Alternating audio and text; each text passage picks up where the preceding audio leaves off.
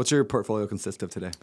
So I have about 150 multifamily units, townhomes, different things like that. And we have, I have a thing called luxury storage, which is, I'd love to dive into deeper. Please. And luxury storage is kind of where I'm growing. And a lot of the reason why I would get on this podcast, to help share the word of it. So it's basically larger self-storage units. But I think as we all know, especially with 1 million apartment building permits online, we all know that housing is most unaffordable and housing is super dense. It's almost like Hawaii is going to be. Mm-hmm. I think that's going to happen in the States. It already is, right? Yeah. Like you don't have a yard, you don't have a garage. I think we were talking to some of the Uber drivers, like to have a parking spot for your car is like a big deal. Yeah.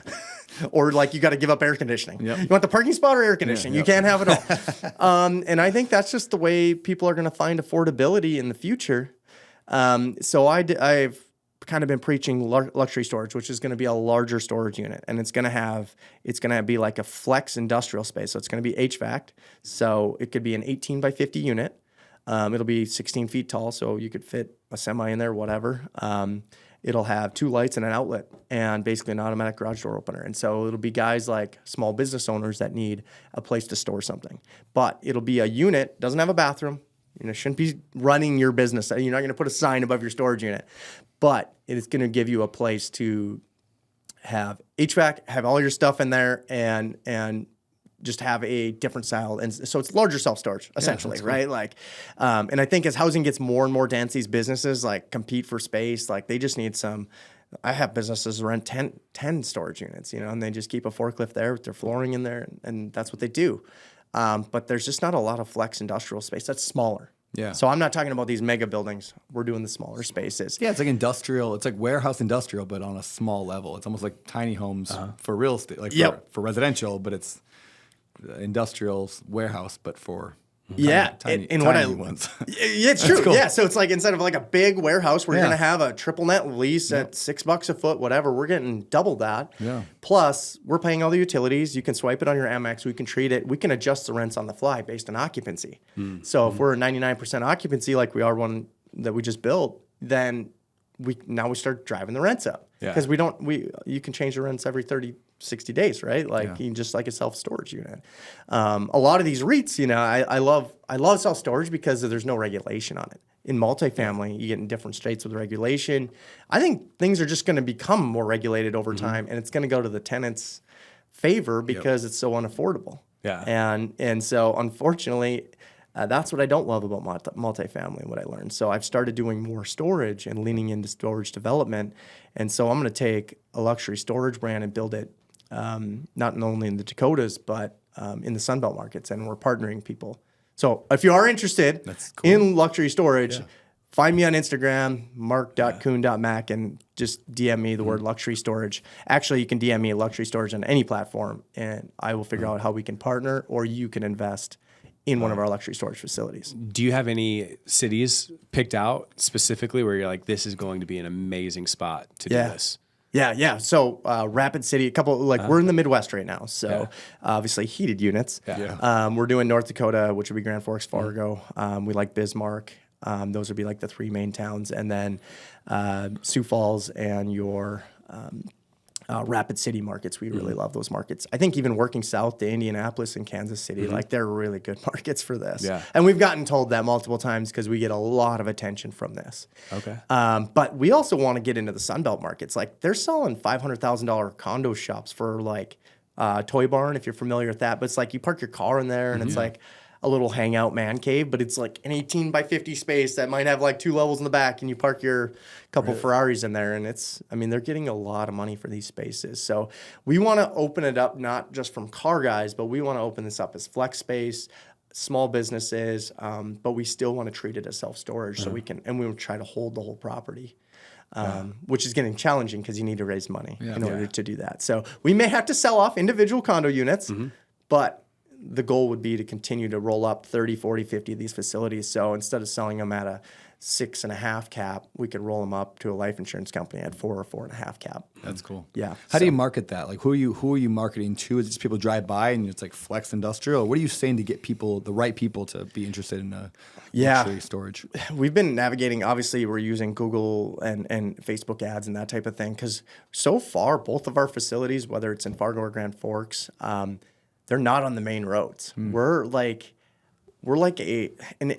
and I think if you're good enough on online marketing, Google storage in any market and see who comes up, it's very easy to get in the front of them ads and fill up your space. What I also love about storage, though, you fill up the space. People fill up an 18 by 50.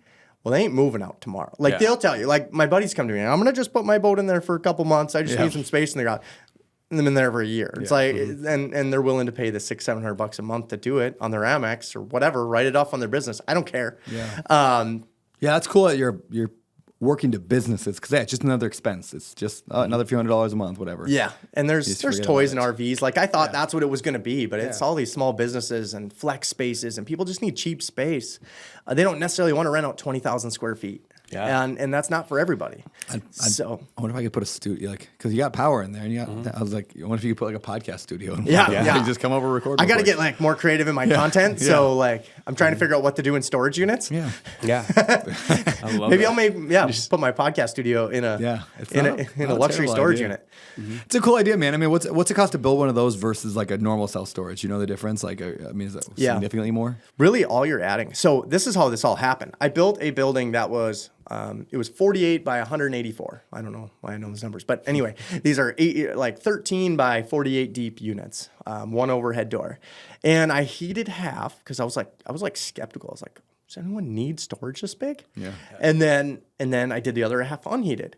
Well, I rented out the half unheated at 200, and I rented out the other half at like 250. Well, the side that was heated all filled up. I was like, $50 more? They're willing to pay that much more for heated? And then so I was like, it's only $5,000 or $6,000 for the furnace to heat the other side. So boom, heated them, and I actually doubled the rent and went to $350, all filled up. I was like, shit, people need climate controlled heating. This is it. In North Dakota, it is very cold, so I get it. But in Phoenix is also very hot, so they need it as well. And so that was my trial and effort, and I just kept building. Buildings. We're up to like 60,000 square feet in a terrible demographic market, by the way, and we're 99% full, and we're building another one in Fargo, which is better demographics, growing market, and we're about 40% through the build. So we got a wait list going already on that market. Wow. So, and we have a facility in Sioux Falls that we're already in contract to build in the spring, and then now we're attacking Rapid City right now. We just go under an LOI and land. Brilliant, man. So I really like that. It's a cool strategy. Yeah, I love hearing kind of like new takes on, like, it's not a brand new, you're not reinventing the wheel, but you're just doing a different take based on what the market needs. And that's how real estate investing works. Yeah. So it's a little different take than self-storage, but it's still treated as self-storage. We love the flexibility in leasing, because in self-storage, it's just a battle of revenue and occupancy. Yeah. You're just fighting the two, and you really want to be down at 85. Like, I should be jacking all the rents $100 a month, but you want to be nice too. Yeah. And these REITs are brilliant when they come to leasing up a self-storage facility, because that's usually the hardest part. It could take years to fill up self-storage. Yeah. But they rent down. They said, oh, it's a 10 by 10 unit. Oh, we'll rent it out for $10 or $10 a month. Brand new facility, lease it out to you. Well, that's the market. That's the street rate. They just want to fill up the facility. They do it. They know that people are going to move in, and then they quadruple the rents to market rate, and 70% of the tenants stick around. Yeah, because it's sticky. So anyway, very cool, man. Yeah. I'm passionate about luxury storage. Dude, it's exciting. The luxury storage guy.